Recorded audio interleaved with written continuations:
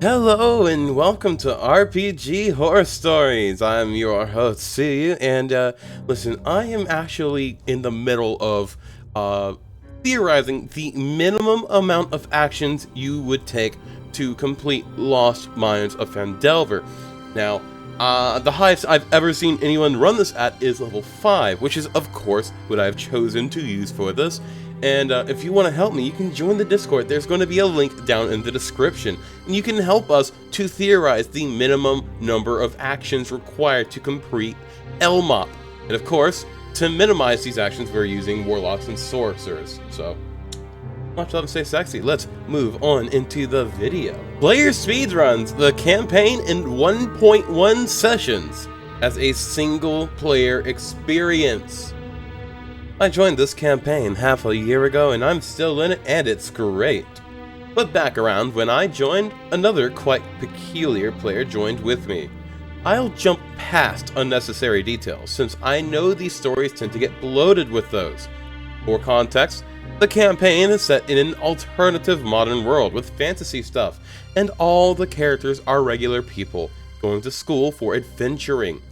The subject of our story made a tiefling with fire magic or something, and went around in a dark hood and mask to try to hide their identity, so I'll just call them Anon. Anon didn't really have any big red flags besides not seemingly getting the idea that going around hiding your face on the first day of school was a bit fucking weird.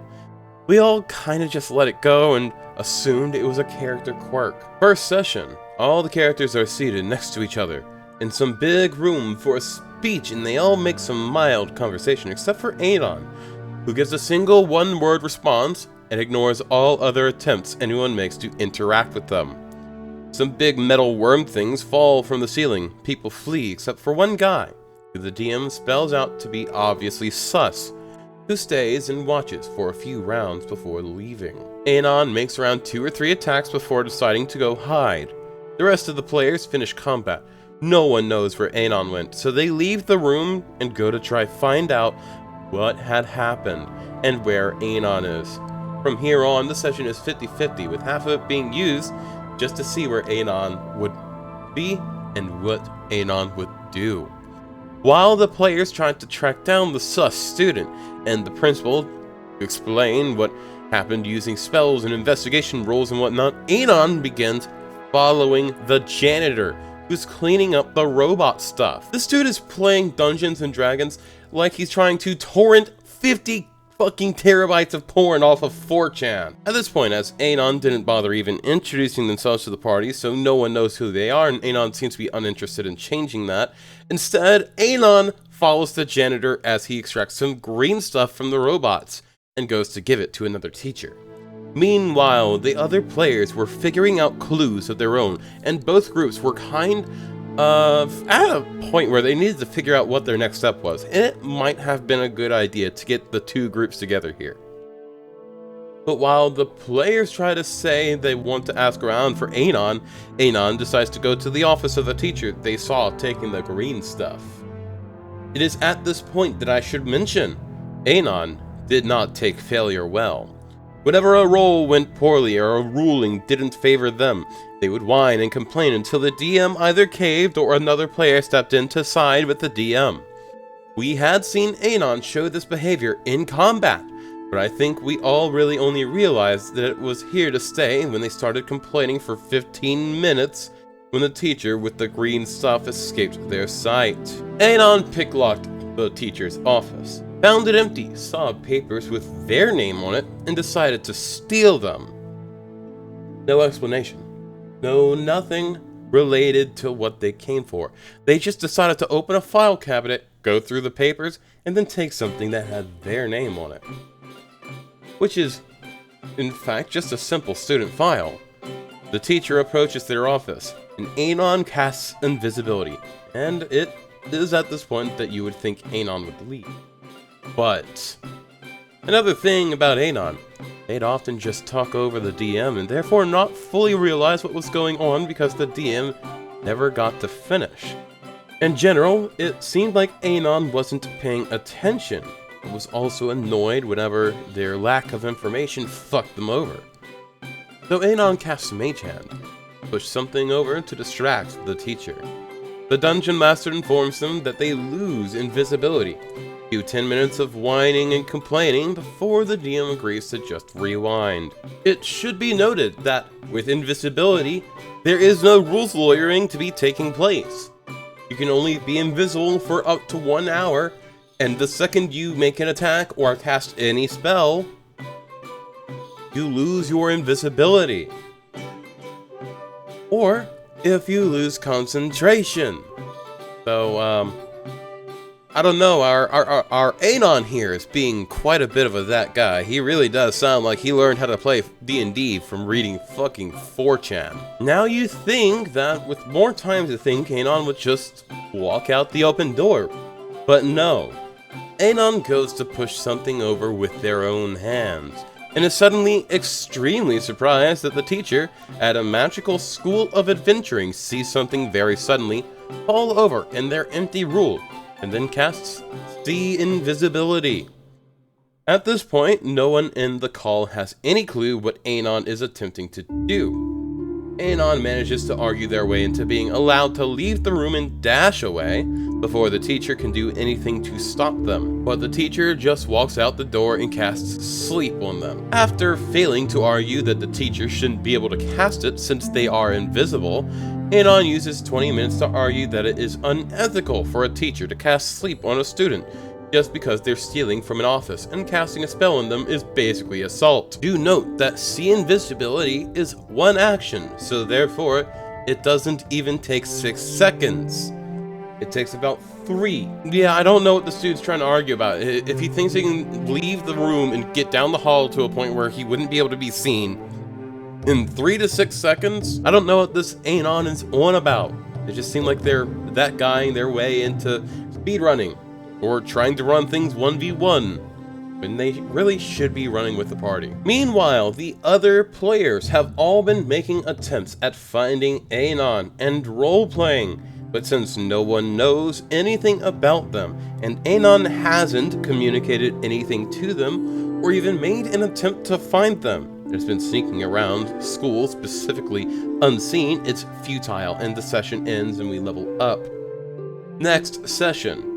At the very start of the session, Anon wakes up in a basement, tied to a table because, unbeknownst to them, the teacher they were following alone and without communicating their activities to anyone had actually been the big bag evil guy. Anon conveniently assesses their situation before picking what spell they learned for their level up, which is Misty Step. They teleport out of their restraints, hide behind some barrels and wait for the teacher to come open the door. And, I mean, you would think that Anon would have learned their lesson by now, but no. They don't go invisible or even try to run.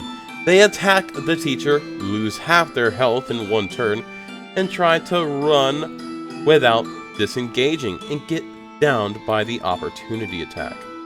And then, after a moment's silence, they simply go, I don't think this campaign is for me, guys.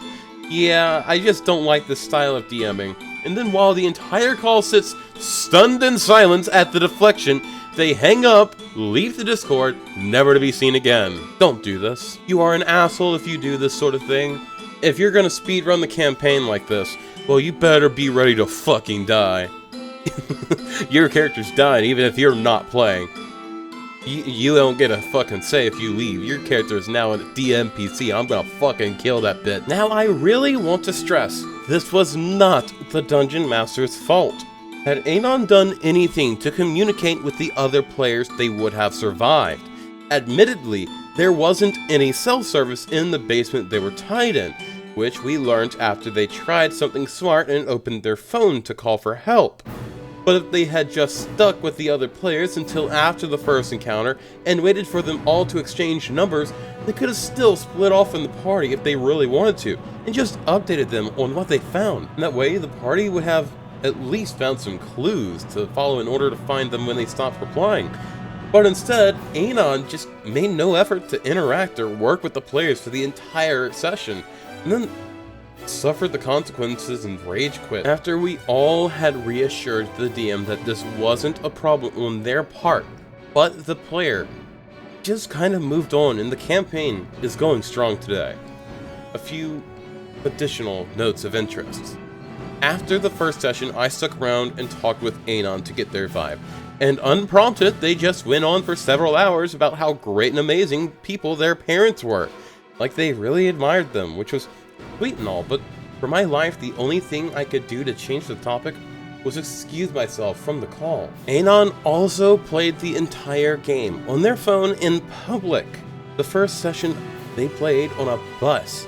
The second, motherfucker was playing on an airplane with strangers sitting next to him. Still to this day, the strangest player I have ever had the pleasure to play with. But other than an inability to grasp that Dungeons & Dragons is a multiplayer game and the refusal to accept failure and responsibility, they seemed like a nice enough person. I hope that they learned about video games or something and plays those instead. Yeah, I do feel like this dude has a little bit wrong in what they were expecting. I'm not sure if there was like a session 0 or something. It sounds like there is. Well, there was, but you weren't part of it. And it sounds like this player wasn't a part of it. I don't know. I mean, like the campaign itself is going great now, but I feel like this was like a person who thought that they were getting into a single player experience and refused to acknowledge that the other players were there. I don't know, like, what's going on with the whole thing. All I know is that this is the strangest fucking RPG horror story I have ever read. I mean, this dude has so many that guy-isms that he's like literally a personification of it. It's strange to me. There's a bunch of things that stick out as like super weird, super strange, but I can't like pin down exactly why I'm finding them strange, aside from them being a that guy-ism. I don't want to lean too hard into it, because there could be other like extenuating circumstances, like as you said, they were playing on public transit. Who knows, maybe they have rich parents and they're entitled and they think that they're the only fucking people in the world. I don't know, maybe not. It could also be that the only time that they have to play is like in those public transit areas, and maybe they're using that as a reason to like speedrun, but then they complain for like 20 fucking minutes, which doesn't make sense. Really? Just don't be this dude. Have your session 0. If you're joining in, like, see if they have like a VOD or something, or a video version of their session 0, or like some notes that they can give you of like what to expect. And so that, you know, if you're joining in the middle of a campaign, you can ask for these sort of things, and it'll sort of substitute for that session 0 that you missed, and you won't be as much of a dick. So, much love, stay sexy. I will see you guys later on Twitch, and if you haven't already, subscribe to the channel. We have been at the haha funny number now for a day, and I'm really happy that we hit the 69. It's fucking nice. And I'll see you guys tomorrow. Bye-bye!